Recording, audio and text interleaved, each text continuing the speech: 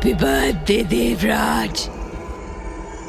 ये सुनते ही देव ने पीछे मुड़कर देखा और उसकी आंखें फटी की फटी रह गई, इसलिए नहीं कि वो औरत फिर से गायब हो गई थी। देव हैरान था ये देखकर कि वो अपने रूम में नहीं था। वो अब एक बड़ी सी छत पर खड़ा था। छत के ठीक बीच में एक जलती हुई लालटेन थी। वहां बहुत सारे गमले भी थे, पर उनमें एक भी पौधा नहीं था। देव को उस छत से पूरा गांव दिख रहा था। गांव के घरों में रोशनी थी। देव हैरान था कि अभी वो अपने रूम में था, फिर अचानक से इस छत पर कैसे आ गया। ये मेरे साथ क्या हो रहा है? मैं यहाँ कैसे आ गया? तुम आए नहीं हो, तुम्हें यहाँ लाया गया है। देव के कानों में जैसे ही ये शब्द पड़े, उसने फौरन ही आवाज के डायरेक्शन में देखा। छत के आखिरी हिस्से में वही औरत खड़ी थी जिसका चेहरा जला हुआ था। तुम फिर आ गई। आखिर कौन हो तुम और चाहिए क्या तुम्हें? सवाल ये नहीं कि मैं कौन हूँ, सवाल तो ये है कि तुम कौन हो। मैं कौन हूं? मतलब मैं देव हूं। अपना नाम लेते ही देव को याद आया कि कुछ देर पहले रूम में इस औरत ने उसे देव नहीं देवराज कहा था। तभी देव 2 कदम आगे आया और उसने सवाल किया, मेरा नाम तो देव है, फिर भी तुमने मुझे देवराज क्यों कहा था? और तुम्हें कैसे पता कि आज मेरा जन्मदिन है? देव के इस सवाल पर काले लिबास वाली वो औरत, जो असल में एक भटकती हुई आत्मा है, खामोशी रही। देव के चेहरे से अपने नजरें हटाकर वो गांव की तरफ देखने लगी। तभी देव को लगा कि यही मौका सही है यहां से भागने का। लेकिन जैसे ही देव छत से नीचे जाने वाली सीढ़ियों की तरफ मुड़ा, उसकी आंखों के सामने निखिल का कटा हुआ सर आ गया और देव के कदम फौरन ही रुक गए। इस औरत ने मेरे दोस्त को मारा है, मेरे जिगरी दोस्त को। मैं इसे नहीं छोड़ने वाला, ये चाहे जो भी हो, एक चुड़ैल, एक आत्मा, भूत या प्रेत, जो भी है ये, निखिल का बदला तो मैं लेकर रहूंगा। देव ने मन ही मन खुद से कहा और फिर आगे बढ़कर उसने छत के ठीक बीच में रखी लालटेन को उठा लिया। लालटेन जल रही थी। देव को यकीन था कि उसकी आग से ये चुड़ैल खत्म हो जाएगी। लालटेन उठाकर देव जैसे ही उस औरत की तरफ बढ़ा, वो बोली, मुझे माफ करना, मैंने तुम्हें डराया और तुम पर हमला भी किया। पता नहीं अचानक से मुझे क्या हो जाता है जो मैं नहीं होना चाहती, अचानक से वही बन जाती हूँ। पागल, एकदम पागल।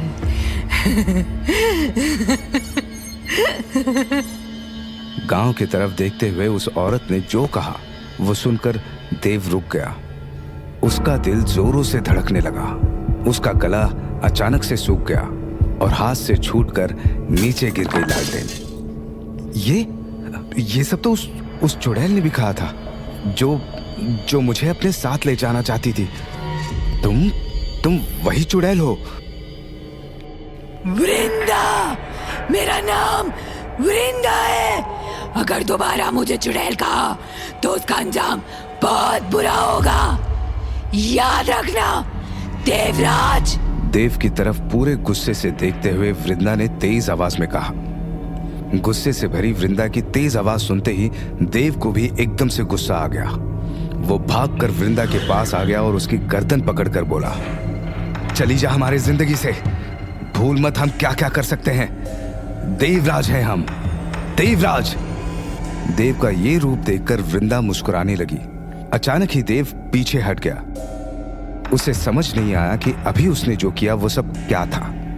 मैंने ये सब मुझे नहीं पता, कैसे मैं? सही वक्त आने पर तुम सब कुछ जान जाओगे।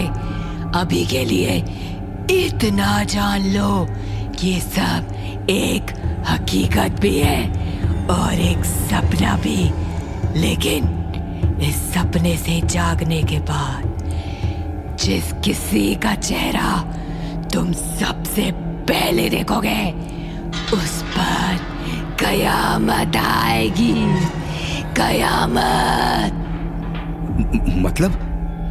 देव ने हैरानी से पूछा। वृंदा ने कुछ नहीं कहा, बस एक नजर गौर से देव को देखा और फिर उसे पकड़कर एक ही झटके में छत से नीचे फेंक दिया। जमीन पर गिरते ही देव की आंखें खुल गई। वो अपने कमरे में ही सोया था।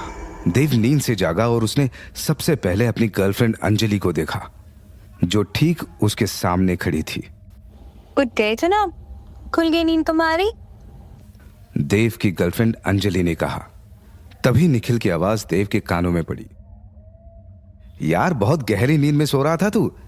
अंजलि और मैं कब से तुझे जगाने की कोशिश कर रहे हैं, लेकिन तू तो सही में घोड़े बेचकर ही सो गया। निखिल को सामने देखते ही देव पलंग से उतरा और उसने निखिल को गले से लगा लिया। फिर भर आए गले से बोला, तू ठीक है? शुक्र है तू ठीक है। मुझे लगा था कि मैंने तुझे। अरे मैं बिल्कुल ठीक हूं, मुझे क्या होगा? तूने फिर कोई बुरा सपना देखा क्या? सपना? हाँ, वो सपना था। देव ने धीरे से बुदबुदाते हुए कहा। तो मैंने जो भी देखा, जो भी हुआ, वो सब एक बुरा सपना था। लेकिन अगर सपने में दिखने वाली वो वृंदा की बात सच निकली तो फिर अंजलि खतरे में है।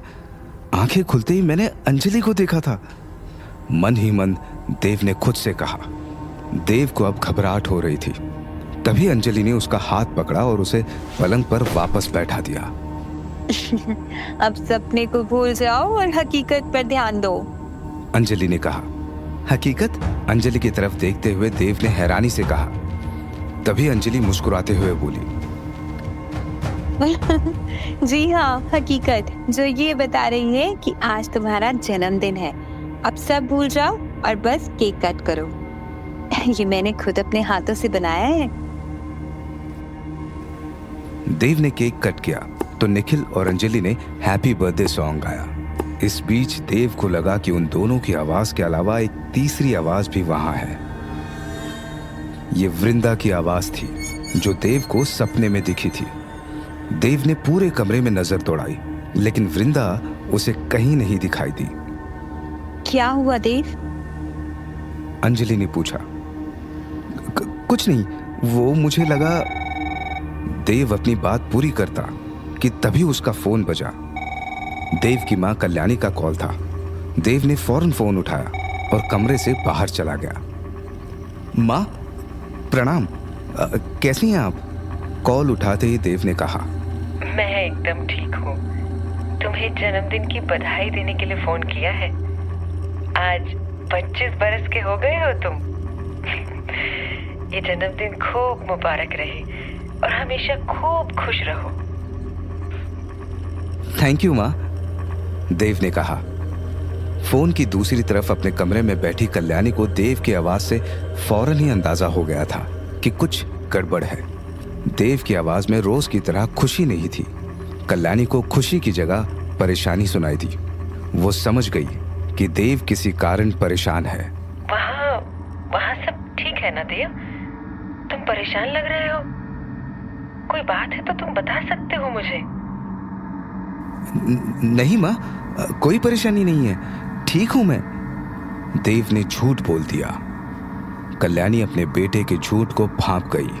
अंजलि से झगड़ा हुआ क्या? नहीं माँ, वो बस मैं थोड़ा थका हुआ हूँ, इसलिए मेरी आवाज से आपको ऐसा लगा होगा, लेकिन सब ठीक है यहाँ।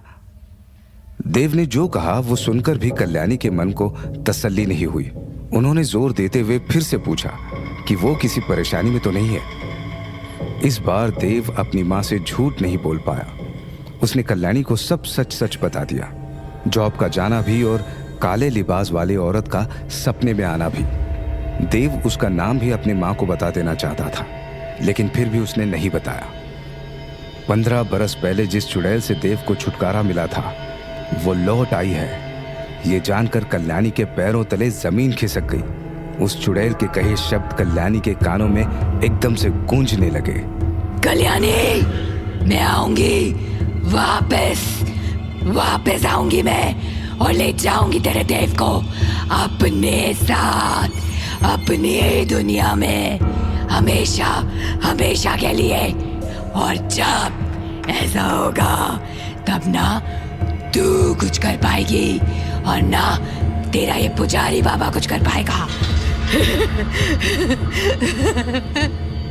कल्याणी ने बड़ी मुश्किल से खुद को संभाला और फोन के दूसरी तरफ मौजूद देव से बोली,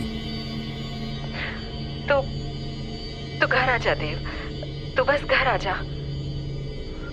देव कुछ कहता उससे पहले ही कल्याणी ने घबराते हुए आगे कहा, तूने रक्षा कवच तो पहना हुआ है ना? जब तक रक्षा कवच तेरे गले में है तो खतरे से दूर है। मां के इस सवाल पर देव ने हाँ कह दिया, लेकिन सच तो ये था कि देव के गले में अब वो रक्षा कवच नहीं था